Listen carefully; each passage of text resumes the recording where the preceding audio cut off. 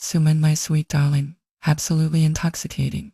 A strange man's lingering sigh came from next door, followed by Suman's distinctive charming laugh that seemed to bewitch one's very soul. She twisted her snake-like, boneless waist, and then with a soft click locked the door. 别冲破了七十岁, desperately covering my ears, but I couldn't block out those fragmented sounds invading my mind. Suman was our tenant in my father's words. He was a loose woman, a poor creature who made a living by selling her charms. Even my father, when she couldn't pay the rent, would choose that unspoken method to settle a debt. So in my impression, Suman was a cheap, self-deprecating woman, and I was still a university student. Her various behaviors at home had a huge impact on me, a teenage boy in the throes of puberty. Footsteps sounded outside the door, accompanied by a man's lewd teasing, "That was great, I'll come back to you next time." Suman smiled sweetly as she saw the man off, took a few bills, but her smile faded the moment the door closed. She counted the money and spat, "Cheapskate," still haggling, shorted me one bill. I sat in my room watching through the crack in the door as Suman swayed her hips and walked toward my room. I had to admit, Suman had an amazing figure. Her entire body was almost free of any excess fat, but just below, she was as plump as a ripe peach. Her camisole swayed gently as she walked, revealing and concealing a suffocating my mature charm. "Xiao, how out and buy me a pack of toilet paper. You can spend the change on whatever you want." She sat on my bed and leaned gently toward me. I was writing and my elbow was instantly pressed against something soft and warm, both soft and deeply captivating. This scene made my heart restless. I pretended not to notice, secretly pressing my elbow further against Suman's chest. It was a shock I had never felt before. Suman was a few years older than me, pretty, and had nice skin. I always thought she was like a mature older sister, and she treated me differently than she treated other men. She was actually very kind to me, but at that moment, she was secretly taking advantage of her, which made me feel very sleazy. "Suman ji, you don't earn your money easily." "I don't want to." I tried to refuse her kindness, but she pushed the money back to me. "Don't be polite. Come back here quickly." Suman patted my head, her smile naturally seductive. Her fluffy wavy hair fell over her fair chest, looking exceptionally alluring. My feelings were very complicated. On one hand, I had just come of age. 别人过40岁. The fire in my heart burned repeatedly. Finally, I gritted my teeth and tore my greedy gaze away from Suman's enticing curves, and bought a pack of toilet paper. My home was in an old tenement building. The hallways were cluttered with, and the dim lights exuded an ambiguous atmosphere, just as chaotic as my interview with Suman. I took out my keys and opened the door.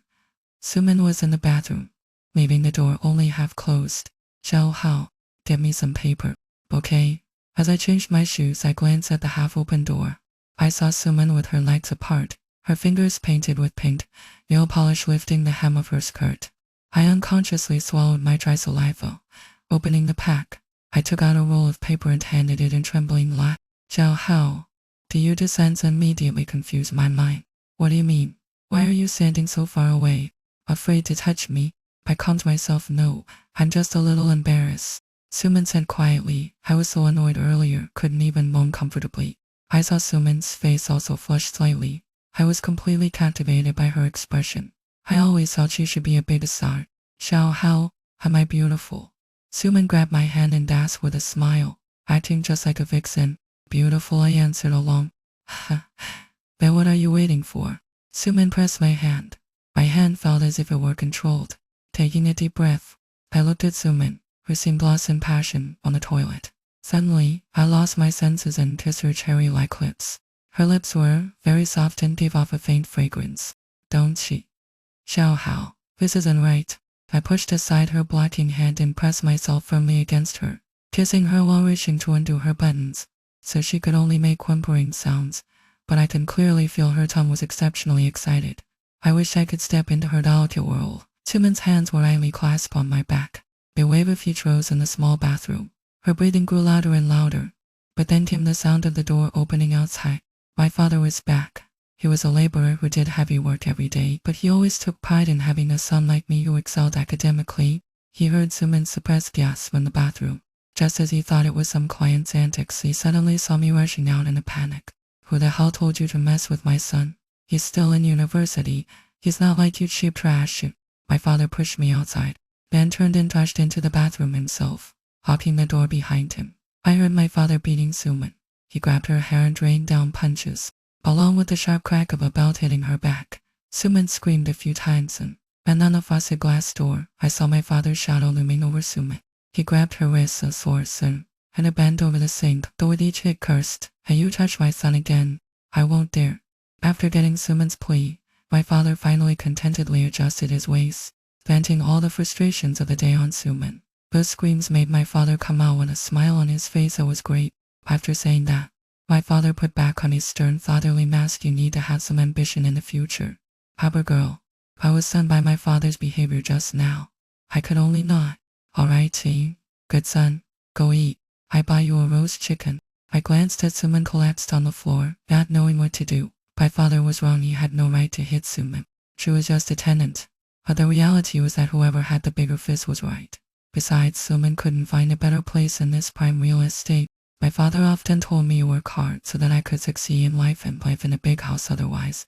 I'd end up like them, crammed into a coffin-like room for the rest of my life, like a machine that only knew how to study. The next day, while my father was out working, Suman came to my room again. "Xiao Hao, put some medicine on me, will you? There are bruises on my back that I can't reach." She had been disciplined by my father yesterday, and her back was covered with whip marks. As soon as she entered my room, she lay down on my bed. The pink camisole slipped off her shoulder, revealing her fair back in that proud curve. I swallowed my saliva and thought of my father's fierce look. "Aren't you afraid my father might come back suddenly?" "Your father definitely won't have time." She held a bottle of lemon in her hand, looked up at me with a smile, and a springtime passion blush brushed across her cheeks, enchantingly beautiful. I couldn't resist and into my hands and placed them into her fair back, gently massaging. Suman bit her lip to endure the pain while talking to me. I asked her, "What my father did to you was definitely wrong. Why didn't you fight back?" "Why should I fight back? Your father gives me such cheap rent and leaves his precious son here to keep me company." "That's so nice." Her hand wandered over my leg. Hearing her words as she lay, I felt restless again. Suman continued, "Are you studying?" "I love college students the most. They're educated, cultured, and gentle. Xiao Hao, you have to work hard." I felt a bit ashamed because I was very lost. My hard work and diligence were just a false facade. Long-term repression had pushed me into a state of near explosion amidst silence. "Gee, I shouldn't have done that to you yesterday. It got you beaten by my father." I trailed off, finding it increasingly awkward.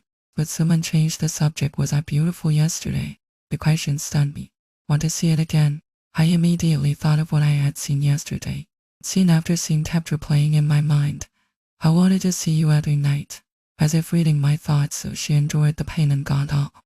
Her fair hands reached out and helped me open my belt. That day, while my father was away, I did some things with Suman that I really shouldn't have. I finally understood what the land of tenderness meant. It was truly a place of intoxicating bliss. But from that day on, I gradually couldn't accept Suman receiving clients at home anymore. Every time I saw those men treating her roughly, and Suman having to kneel and smile, I felt a surge of anger inside. One day, I earned a lot of money, enough to cover expenses. Would she stop receiving clients? She didn't answer me directly, silly boy. That day is still unknown. Then she would call me into her room and give me everything I wanted. After many times, I began to wonder what was Suman after, giving to me without asking for anything in return. I didn't get an answer to this question until one day from a friend. I had a classmate who was very arrogant, and he was only in university to waste time. During class, he whispered to me, bragging, "Yesterday, I hired a prostitute. Because I was a virgin, not only did she not charge me, she even gave me a red envelope." How about that? Those women have that preference. If other men have played with them, they want to play back. It's called psychological balance. Do you want to try it? You're a virgin too, right? I felt strange inside. I said, "I'm not anymore." Hearing that, he got very interested and insisted on asking how my first time happened. I said it was also. She interrupted me, "Holy crap, you got ripped off, fool. You were really played for free." From then on, I suspected that Suman might also have that kind of psychology. After receiving clients, she would seduce me for some comfort. I was afraid of causing a bad outcome. Carrying this not yet certain answer, in the days that followed, I remained entangled with her in this strange relationship. When she didn't have clients, she loved to stay in my room and watch me, or stand by the window in that camisolo dress looking at the passers-by outside. The sunlight streamed in, making her look sweet and giving the illusion of being pure and refined. "Xiao Hao, I want to become a bird that can fly, so I can go anywhere without constraints. In reality, she couldn't go anywhere, she could only serve clients cheaply here. I was puzzled. Weren't you free and unfettered before? She found this question strange. No, there were many children in my family, but my parents cared a lot about having sons. I paid for my younger brother's schooling. Never mind. She waved her hand lightly, avoiding the past, and I knew that Suman certainly wasn't her real name. I came up behind her and wrapped my arms around her. Suman turned, cupped my face, and we kissed gently. A month later, it was time to pay the rent again. Because I had been taking up a lot of her time, Suman had received fewer clients, making the rent difficult. Can I have a few more days? How about the usual arrangement? My father considered for a moment, then shook his head and said no. I should be taking a certification exam soon. After I pass, I'll definitely need money. I have now, and the rest in a few days. My father was unyielding. He forced Suman to produce half the money first. For Suman really hadn't had much money lately. She regularly sent some home and spent the rest on herself. My father thought Suman should be earning enough each month and strongly suspected she was just trying to use her body to pay the rent. In his simple linear thinking brain, that was definitely a deception. He immediately flew into a rage. Are you playing games with me? With that, my father raised his hand and hit Suman hard. The last time he hit her, it took her many days to recover. I hurriedly sit in front of Suman. Mirabah pushing me. I immediately rushed forward again, spreading my arms. Seeing me protect someone like this, see? He was a bit confused. What are you doing? I'm your father. What is she to you, that you're protecting her? I said, hitting people is wrong. She has no reason to let you hit her for nothing, in front of my authoritarian father. I didn't know how much courage it took to say that, but I said it anyway. My father's face showed a hint of shock.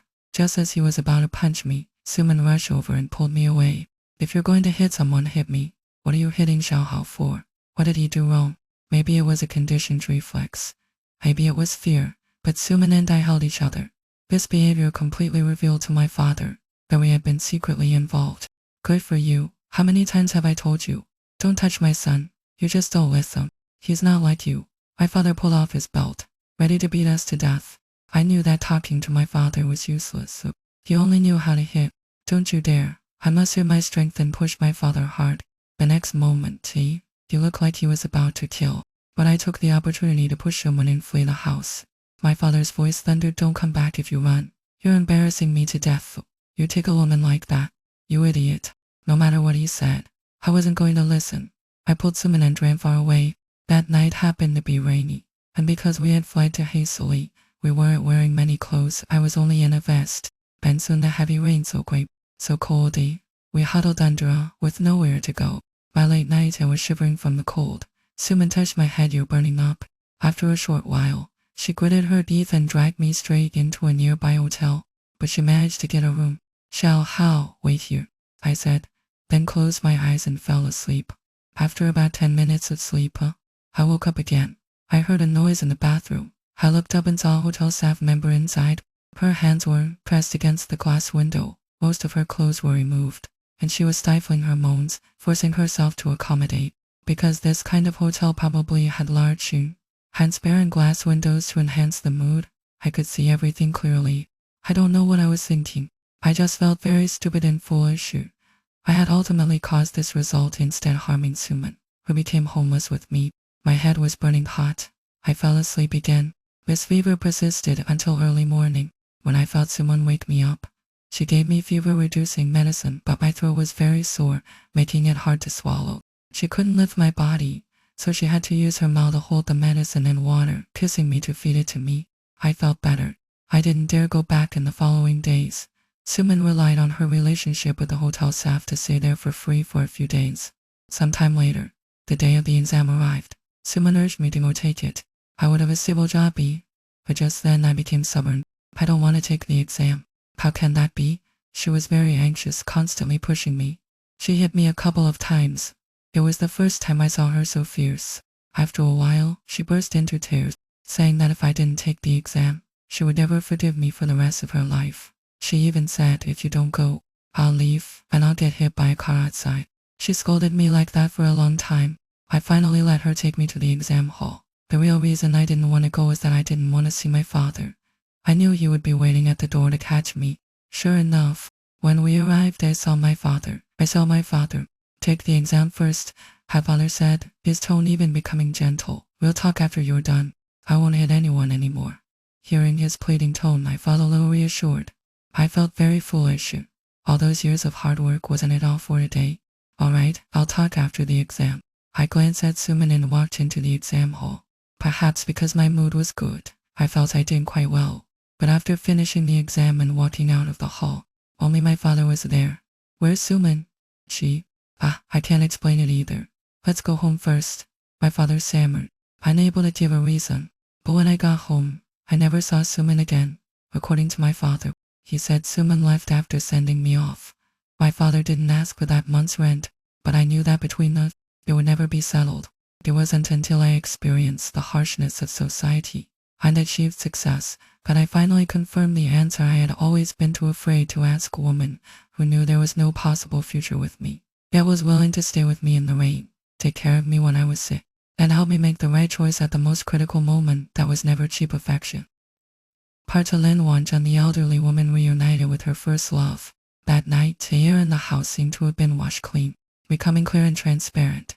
My husband no longer just sat silently in the corner of the sofa staring at the TV screen. He began to learn while making tea, to pour me a cup of warm water and ice it by my hand.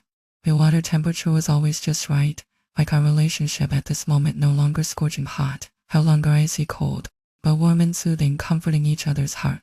We started trying to date, two people whose combined age exceeded 130, dating like young people. At first, it was a bit awkward.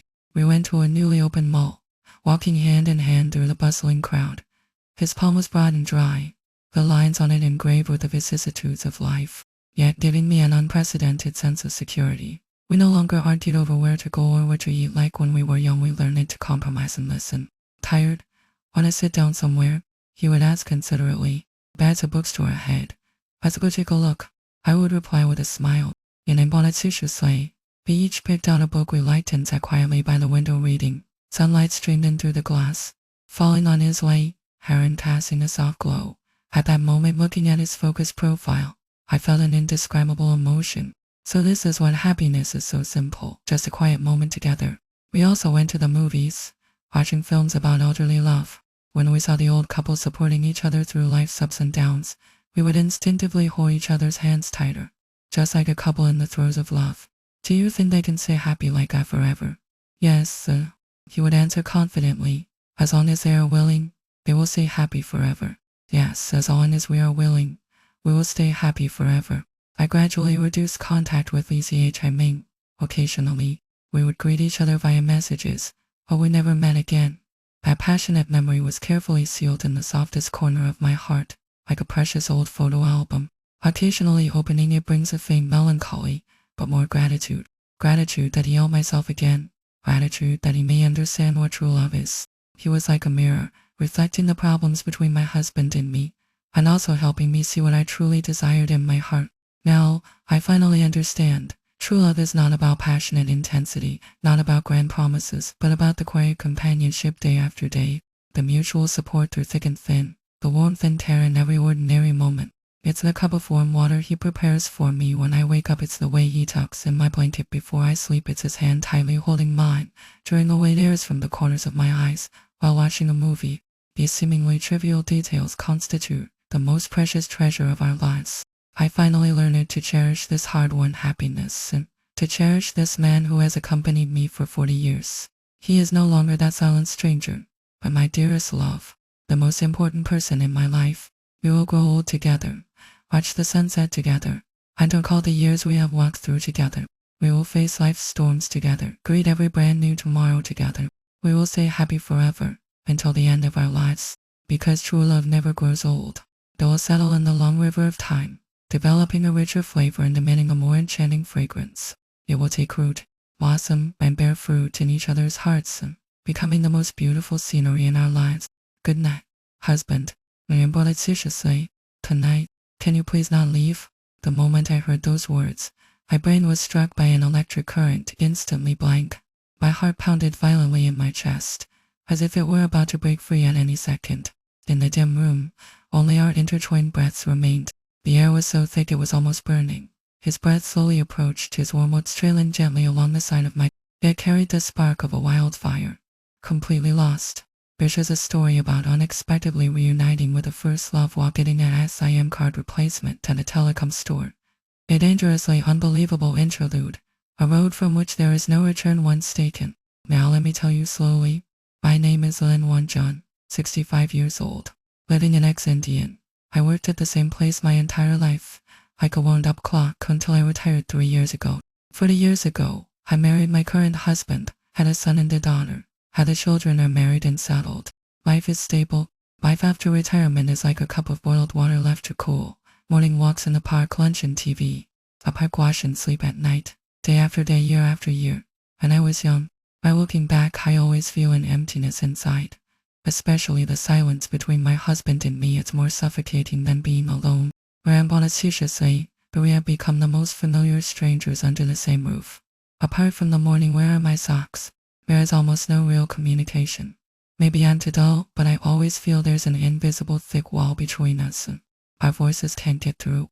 That day, I accidentally dropped my phone into the toilet in the bathroom. I fished it out quickly, but the tiny SIM card was damaged by moisture. Honey, the phone's SIM card is broken. What should I do? I asked my husband for help. He didn't even look up, replying coldly, "Can't you handle such a small thing yourself? Just go to the telecom store and get a replacement." It was such a simple request, but his indifference made me feel humiliated and my heart ached. "I'll handle it myself," I said defiantly, then turned and left. I glanced at him secretly. Walking out, the sunlight was a bit blinding, but my mood was heavier than a cloudy day. Lately, this inexplicable emptiness always lingers. Surreptitiously, our children are busy with their own lives. My husband has nothing to say to me. That feeling of "is this all my life is?" I arrived at the nearby telecom store. It was crowded. I took a number and started queuing. As I waited, I noticed the back of the man standing in front of me. It looked strangely familiar. Strange, I've definitely seen him somewhere before. I couldn't help sneaking a few glances. That broad shoulder, that slightly hunchback. Perhaps sensing the gaze behind him, he slowly turned around. At that moment, my heart seemed to stop beating. Oh my God. Oh my God. You? Is it really you? Standing in front of me was Li Ziyi, the first love I was forced to part with 40 years ago due to fierce opposition from both families. Ziyi, it's really been a long time. My voice trembled, my heart pounded, as if I had instantly returned to that ignorant summer in my 20s. 40 years had passed. Although time had left its marks at the corners of his eyes, his appearance almost perfectly overlapped with the image in my memory.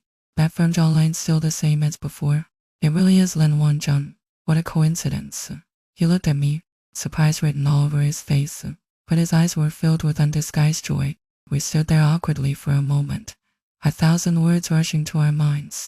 I thought of the last day we parted 40 years ago, when he asked me with reddened eyes, "Will we ever see each other again?" We will definitely see each other again. And now, here we were. Your phone broke too. Yes, I dropped it in the toilet. His SIM card. Oh, me too. My phone screen went black after falling on the ground while waiting in line. Rambonaticiously, I accord at all, like friends who had just parted yesterday. He tentatively asked, "If you're not in a hurry, how about we go for a cup of coffee?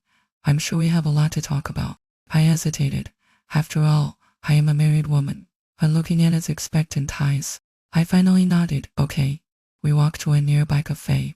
Walking side by side, my heart was about to explode with excitement. Sitting down facing each other, it felt like a dream. Memories from 40 years ago came flooding back like a tide. "You've changed a lot, Wanjun." He looked at me, his gaze gentle. "But your figure is still as good as ever." I blurted out that sentence unintentionally. He smiled sheepishly. That smile awakened the slumbering 40-year-old in my heart once more. As we drifted back to the past, the bus stop where we first met, the moment he picked up the book blown away by the wind. "Wanjun, have you been happy all these years?" I was silent for a long time. "Perhaps I can only say I've just gotten by. I'm alone," he said calmly. My heart trembled. "Why? Was it all because of that?" He looked at me. "For 40 years I've never forgotten you." At that moment, guilt, emotion, and timing all mixed together, leaving me breathless. Later, we exchanged contact information. I told myself we were just old friends. But from that day on, the messages never stopped. From simple greetings to late-night intimate talk, 3 days later, he asked do we meet occasionally, just as old friends. I hesitated for a long time, but finally agreed. I lied to my husband, saying I was going to a high school reunion. He didn't suspect anything, and I didn't dare look him in the eye. We met at the park the next day. The weather was beautiful, sunlight filtering through the leaves. We walked and talked, and naturally, I linked my arm with his. Sitting on a bench, he gently embraced me. I leaned my head on his shoulder, smelling the faint scent of tobacco on him. At that moment, I forgot I was a married woman. We agreed to meet once a week. Each time we got closer, each time more dangerous. On Yangming Mountain that day we hiked, chatted, and drank. The rain suddenly came down hard, holding each other tightly. When the rain stopped, we went into a small restaurant. Glass after glass of beer. The atmosphere grew hotter, our gazes more blurred. When his warm hand covered mine, and he asked seriously, Wanjun, will you stay with me tonight? My mind went blank, my heart beat so fast it was about to burst. I knew I shouldn't. But 40 years of repression and desire broke through the dam of reason in that second. We walked in a small motel nearby. When the door closed, the world was reduced to just the two of us, hugging, kissing, tangling, cautious at first, then more and more passionate. I felt it, the feeling of being cherished that I had longed for my entire life. The regret that remained unfulfilled 40 years ago was completely filled that night. It wasn't until dawn that we snapped back to reality. I dressed hurriedly, reality splashing over me like cold water. On the way home, happiness and meals and urge went, yet I felt no regret. Reaching my doorstep, I took a deep breath and pushed the door open. Honey, can we talk? I told him everything. My husband listened quietly without interrupting. After a long while, his eyes reddened. Are you talking about that man's cologne? He had known all along. I cried and apologized. I'm sorry. I'm so sorry. My husband sighed, took my hand. Now I finally understand how important you are to me. For 40 years I took your daily efforts for granted. I neglected you. My husband also cried. Wanjun, I've been too cold to you lately. We held each other's hands. There was the first time in a long time that we held hands so peacefully. Honey, let's start over, shall we? Like when we first met. Care more about each other, talk more. He smiled. From that day on, our days slowly changed. We talked more in the mornings, shared what happened during the day in the evenings. Though we were married a couple of 40 years, dating was still a bit awkward, but we were truly happy. One night after dinner, I suddenly understood the passion of first love is beautiful, exciting, like a brilliant firework. But true love is the everyday routine. But where are my socks? The bowl of hot soup, the silent companionship of 40 years. True love is not far away. My lost love remained a beautiful memory. And cherish the love you have now, because that is the path to true happiness. The night was as dark as ink. The cold light of my phone screen reflected on my face. Mao Xiao's voice message carried an unrestrained excitement. Brother Qiang, I've arranged a top tier one for you tonight. The skin definitely the ultimate overnight experience. Mao Xiao was a long-time fishing buddy and a young brother, and he'd been wanting to thank me by arranging a big massage parlor visit. He said the fishing scene had changed many fishing spots, trying to keep the rich and idle big brothers around, had specifically set up honey traps. Those so-called fishing companions wore tight yoga pants and provided special services by the river in tents. I usually just listen to such things, but tonight that restlessness just wouldn't go away. In the few years I'd been married, life with my wife Sumin had become as boiled water, especially the nighttime activities long boring. Fishing had become my only escape. Sumin was happy to have me out of the house. She never stopped to me. Okay, same place, I replied. Then I turned to Sumin, who was putting on a facial mask, and said, Honey, Mao Xiao wants me to go to a distant pond tonight. Supposed to be good fishing. I might not come back. Sumin didn't even look up, just gave a perfunctory acknowledgement. I grabbed my car keys and fled out the door. Arriving at the suburban fishing base, Mao Xiao was already waiting at the gate. The place looked run down, but inside was another world.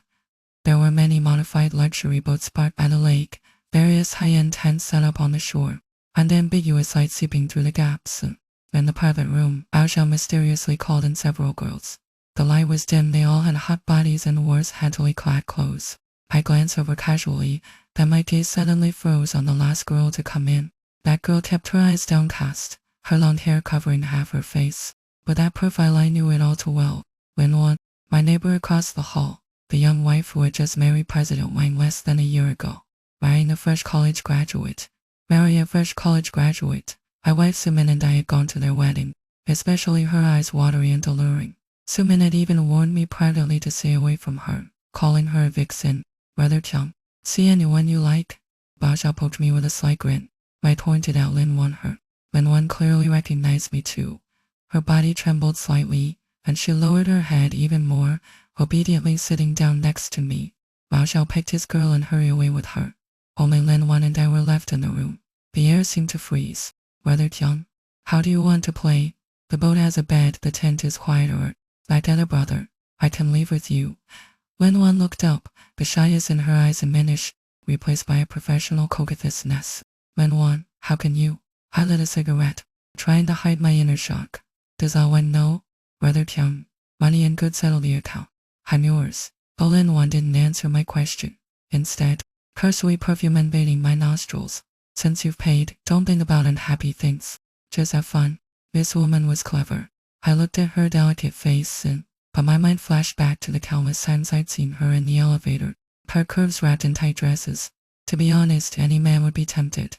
But reason told me not to eat where I ship. If I really slept with the neighbor's wife, how could life go on from there? Forget it, tonight. I started to refuse. Rather Tian Lin Wan suddenly interrupted, lowering her voice. If you go home now, you might see something. I searing. Sister-in-law wouldn't want you to come back. I jerked my head up. What do you mean? Lin Wan didn't speak. Open this area. Feilan did it to me. On the screen, my bedroom was laid bare. My wife Sumin was entangled with a man. The back of that man, I'd recognize him even if he turned to ash, was none other than Lin Wan's husband, Lao Wang. At that moment, I felt all the blood in my body rush to my head. Say, this is, your balconies are connected. While Wang is wary of you, he installed a camera at the door. Lin Wan curled up into a cold smile. Say, go home and catch them in the act. You would to fight, divorce, swallow your pipe. I stared at the intertwined bodies on the screen, rage burning in my chest. Lin Wan's voice was like a devil's whisper. She reached over and stepped out my cigarette, her fingertip brushing across my hand. While one sleeps with your wife, you can sleep with his wife, and I'm paid for. The string of reason snapped at that moment. Since I could stoop so low, so could I. I pulled Lin Wan into my arms and kissed her fiercely. This was no longer pure desire, but a rush of revenge. The car sped toward the mountain road. Lin Wan clung to me like a snake. At the lookout, I killed the engine. The car was filled with the scent of lust and tobacco. Harder, Tiang, harder. Lin Wan's voice was broken and blurred. I liked it. She really seemed to enjoy being treated roughly. I thought of Sumin's lewd face on the screen and grew even more ruthless. We were like two beasts, hiding and comforting each other. Afterward, I slumped in the seat, gasping for air. Lin Wan leaned on my shoulder and handed me a cigarette. Feel good, she asked. Good and disgusting, I laughed bitterly. Brother Tiang, want revenge, you? Lin Wan blew out a smoke ring, her eyes turning sharp. That bastard Lao Wing, relying on his money, plays around a lot. He made me sign a prenup. I get nothing, so I have to get revenge this way. Make him taste his own cuckold or why. What do you want? Cooperate. Lin Wan extended her hand. I have all the evidence of his cheating and access to the home surveillance. I want to ruin him. You want your wife to pay? I looked at this seemingly soft but actually ruthless woman and took her hand deal. In the following days, Lin Wan and I made detailed plans. The opportunity came quickly. Sumin's good-for-nothing younger brother Wu Gang came asking for money again, asking for 50,000. I got Wu Gang drunk, then showed him a censored version of the cheating video. Brother-in-law. Wu Gang sobered up halfway, his eyes turning bloodshot. Wu Gang, I've been good to you. Haven't I your sister, she? I pretended to be heartbroken. I don't want to catch them myself, it's too shameful. Damn it, he slept with my sister. I'll kill him. Wu Gang grabbed a bottle and rushed out. I followed quietly, watching Wu Gang enter the password Lin Wan had given me and break into Lao Wen's house. What followed was simply brutal. Wu Gang's brute strength plus alcohol caught Lao Wen completely off guard. Two men screamed and tried to pull them apart. Wu Gang mistook her for protecting the adulterer and slapped her.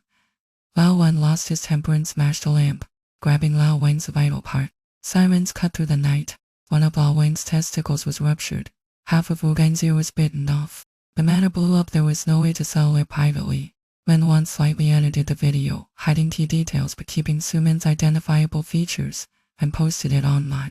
Overnight, the video titled Sister-in-Law's Failed Ambush Turns into Brother-in-Law's Green Affair went viral. Sumin and Lao Wei became pariahs, but divorce went smoothly. I walked away with nothing to get out quickly. Sumin cried and begged for forgiveness, but my heart was like salt water.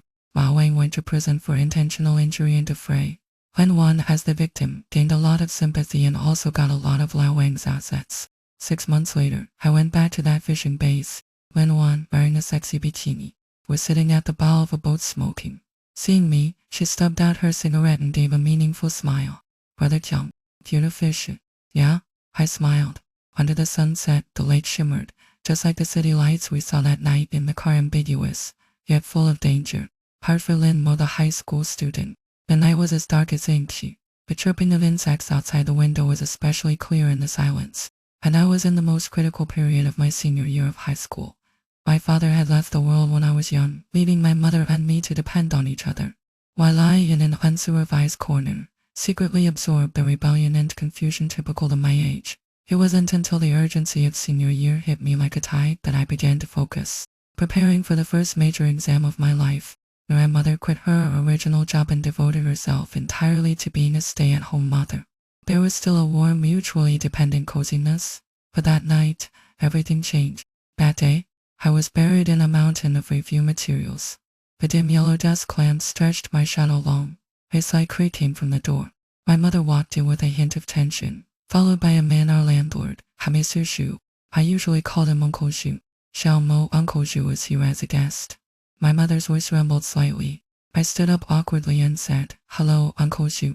Uncle Xu came over. His well-cared-for hand landed on my head, carrying a scrutinizing, elder-like authority. "Xiao Mo, haven't seen you for a while." I didn't like being touched like that, nor did I like this kind of fake politeness, but I could only smile stiffly to hide my displeasure.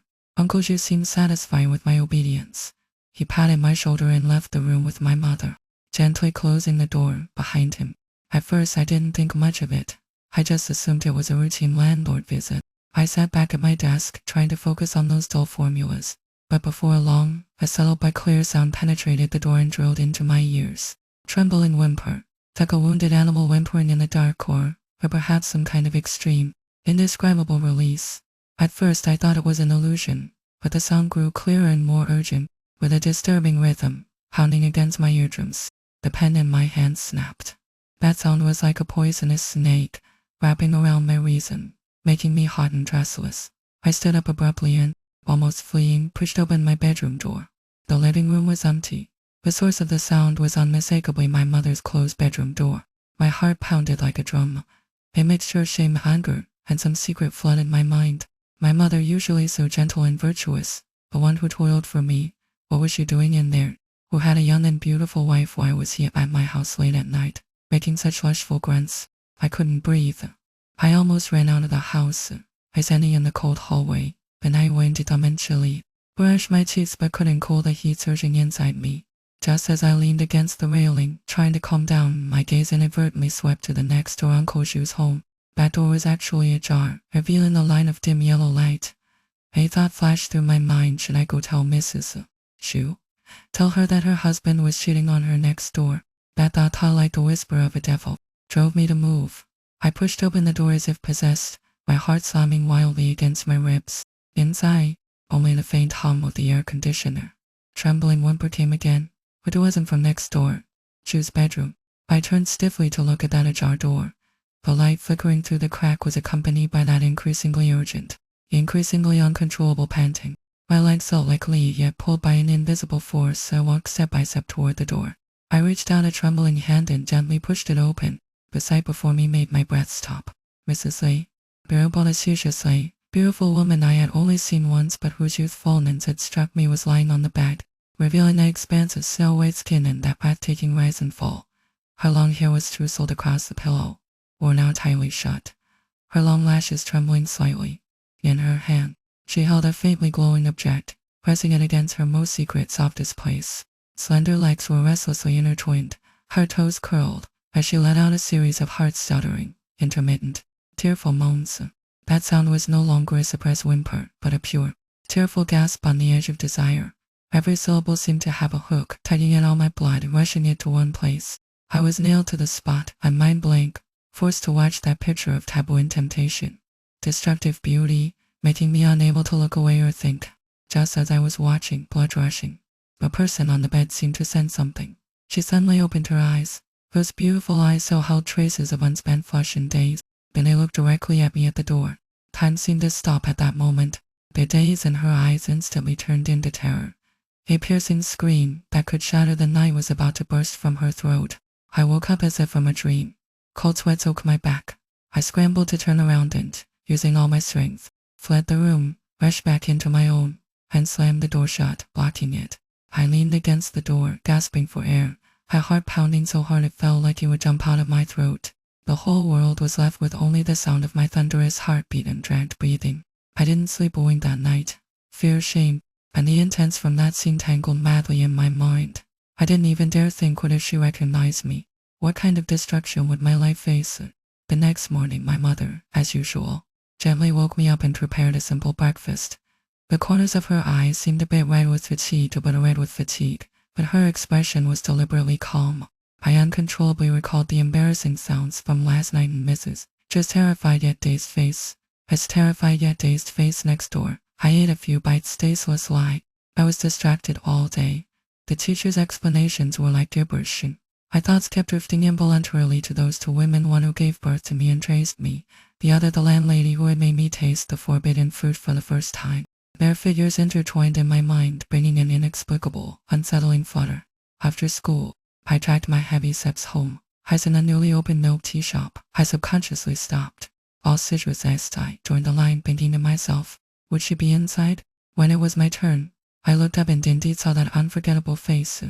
You know, her name was Sue W. Anking. She was wearing the milk tea shop uniform, but still couldn't hide her curvaceous figure. Seeing me, she was first as she sly, and then a complex emotion I couldn't treat flickered in those beautiful eyes: surprise, embarrassment, but more than anything, a knowing, amused playfulness. Shalmo, what would you like to drink? Her voice was very soft, as if sharing a secret only we two knew. I was frozen, my mind blank, my throat to try to make a sound. She didn't seem to mind my panic. The corner of her mouth lifted slightly into a seductive smile. How about I order you a signature fruit tea? I finally found my voice and fumbled for money in my pocket. No need, how much? It's on me. She interrupted. Those captivating eyes stared straight at me. She leaned closer and whispered in my ear, go sit over there first. I'll come find you later. Her warm breath brushed my ear as she spoke, carrying a faint fragrance, the same as last night's. I was thunderstruck. Expose me publicly. I sat restlessly in the corner, watching her busy figure. She seemed completely unconcerned about what had happened last night, still smiling cheerfully as she greeted customers, her beautiful eyes sparkling, causing a stir among the boys in line. But I knew that beneath that glamorous exterior hid a heart that craved madness in the dead of night. When the store got quieter, she brought a cup of milk tea and swayed over to me. Today she wore a black tight crop top, revealing a slender, fine yoga pants that hugged her curves. Every step she took seemed to carry an electric current, making me hold my breath involuntarily. Try it. I made it myself. She placed the milk tea in front of me and sat down opposite, her popping her chin on her hand, while admiring the little animal that had fallen into a trap. Good. I couldn't even taste what it was. I just nodded mechanically. Good. Smooth talker, she teased, her eyes sparkling. A faint blush rose on her cheeks, looking especially alluring under the light. She didn't mention last night. She chatted with me about everyday things, asked if sitting was tiring, if I felt pressured. Under her gentle gaze and teasing smiles, my taut nerves gradually relaxed. I realized that she didn't seem to want to expose me. Rather, she seemed to be secretive interaction. Let's go back together. Don't be too late. Your mother will be waiting. She stood on and reached out her hand to me. I looked at that fair, soft hand and, as if possessed, her hand was very soft, very cool. Holding it felt like holding the throbbing of the entire summer. On the way home we walked side by side in silence, yet there was a strange harmony intertwining them. From now on after school, I'll wait for you to walk home together, she suddenly said. Her voice was very soft, but carried an undeniable firmness, so I was stunned. She was looking at me sideways, her long lashes casting a small shadow under her eyes, a faint smile on her lips. Okay, I heard my own hoarse voice. From that day on, my life seemed split into two completely different worlds.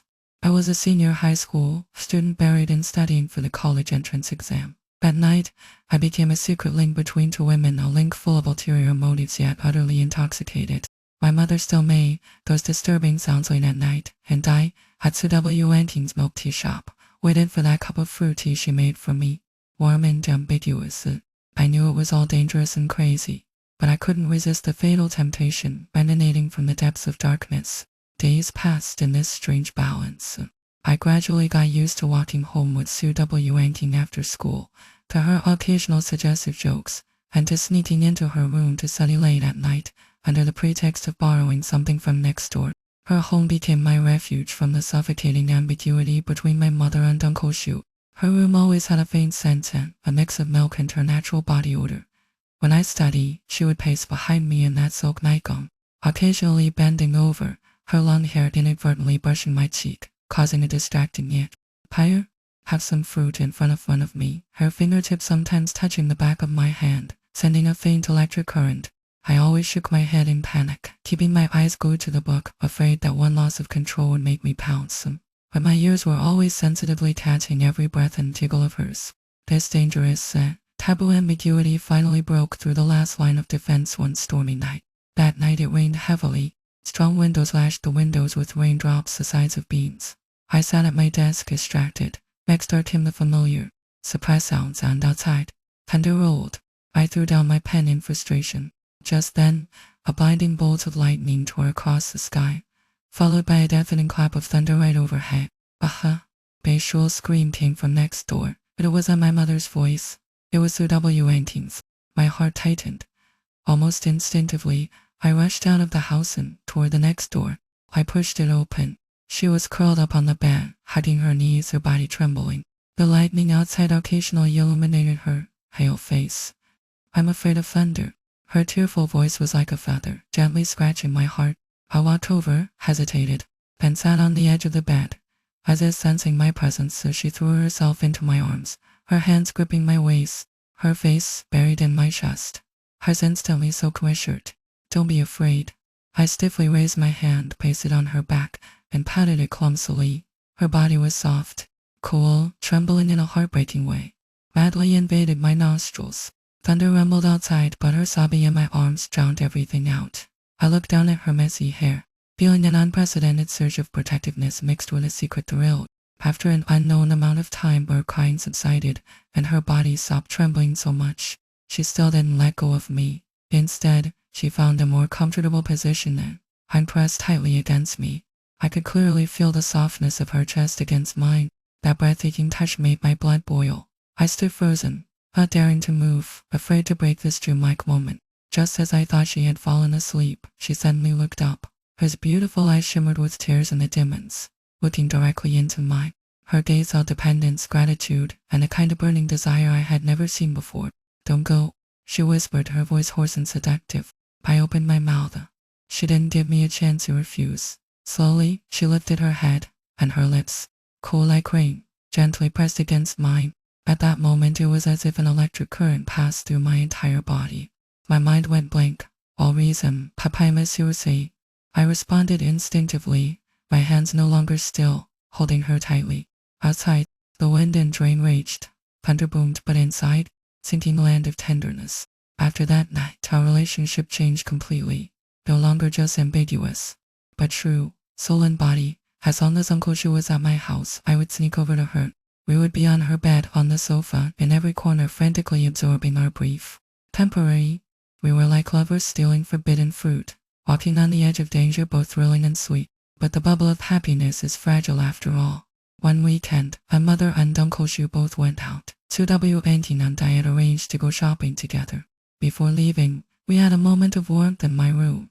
Afterwards, I was looking for clothes to wear, but couldn't find my new shirt. Maybe Mom put it in her closet by mistake when she brought in the laundry. I muttered, walking into my mother's room. My mother's closet was large. I searched and finally found the shirt at the bottom, and as I pulled it out, the zipper protect inside fell to the floor.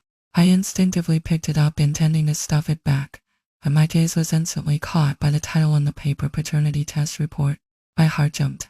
A sense of foreboding washed over me. With trembling hands, I opened the report. The subjects listed were me and Uncle Shu, and the results showed we were directly related. At that moment, my mind went blank, as if countless bombs had exploded in my head. Directly related. Would it be that Uncle Zhu was my biological father? Did that mean my mother's relationship with Uncle Zhu had been based on blood from the start? Then what about me and Su W18? My whole body went cold, as if I had fallen into an ice cave, looking for any sign of forgery, but the official seals and day to coldly announce the fact Su W18 and I were in name brother and sister. I collapsed to the floor, the report slowly slipping from my hand. She had put on a mini-skirt for our day, black stockings wrapping her long legs, high heels clicking on the floor. Seeing me collapsed on the floor, she hurried over with concern. Xiaomo, what's wrong? I looked up at her breathtakingly beautiful face. Had those eyes now filled with worry for me, but my heart was filled only with endless fear and despair. She was my sister. That thought pierced my heart like a sharp blade. I couldn't breathe, couldn't think. I scrambled to my feet, shoved the report back into the closet, and fled to my own room. I locked myself in. No matter how Su W18 knocked or called from outside, I didn't respond. Whatever was saying I had done with her was dancing on the edge of incest. I couldn't accept it. I couldn't face myself. In the days that followed, I became a different person. I refused to talk to Su W18, refused her WeChat messages, refused all her approaches. I locked myself in a cold shell, trying to escape the cruel truth with indifference. Su W18 was clearly baffled by my change. She tried every day to find me, to ask what was wrong, but I remained silent. I even began to wonder whether my mother's relationship with Uncle Zhu had always been built on this secret. Had they known all along? My world had completely collapsed. 8 months later, school gave 3 days off. My mother, seeing my poor state, suggested we go to Grandma's house for a change of scenery. In the taxi to the train station, I remained silent. My face sheet. My mother finally couldn't hold back. She looked at me, worry in her eyes. Xiaomo. I trembled violently. The tears I had been holding back burst forth. Mom, I saw that paternity test report. I sobbed, telling her everything. Is it true that Uncle Zhu and I are related? My mother's face turned deathly pale. She was silent for a long time, so long I thought time had stopped. Tears streaming down her face. Silly child, that report was fake. My mother's voice was hoarse and tired. I was afraid Uncle Zhu would treat you badly if he knew you weren't his biological son, so I secretly faked it. And I did do something wrong, but you are absolutely your father's biological son. You have to believe me. The truth hit me like a thunderclap beyond apart my chaotic world. It was all fake. I looked at my mother in disbelief. A mix of emotions swirling inside me, so I wasn't carrying the sin of incest. An immense joy and a sense of relief after a near-death experience washed over me. I hugged my mother and cried. It had all been a false alarm. After crying, my longing for Su W18 burst forth like a flood, uncontrollable. I thought of the past month of cold shouldering her, of the worry and confusion in her eyes. And unconsciously, I couldn't live without her. At the train station, I almost didn't hesitate to say to my mother, Mom, I have something urgent. Before my mother could react, I jumped out of the taxi, hailed another passing cab, and rushed home as fast as I could. I had to go to her, tell her how much I love Truth, tell her we never had to hide again. On the way, I kept rehearsing the scene of our meeting. I'd even decided that if she wouldn't forgive me, I would kneel. The cab soon arrived downstairs. I rushed out and ran straight to Su W18's home, but there was no response. Was she not home? I anxiously took out my phone and called her, but it was powered off. I stood at her door, dejected at a loss. I noticed that my own door was ajar, a sliver of dim light coming from inside. A sense of foreboding rose in my heart. My mother should be at the train station, and Uncle Zhu had said he was working overtime. How could someone be home? I held my breath and gently pushed the door open. Inside was deathly silent, the living room on, making noise. I cautiously walked in, following the light toward my mother's room. The door was shut tight, but from the crack came a faint, eerie red glow like the color of blood. Trembling, I put my eye to the crack. The sight before me made my blood freeze instantly.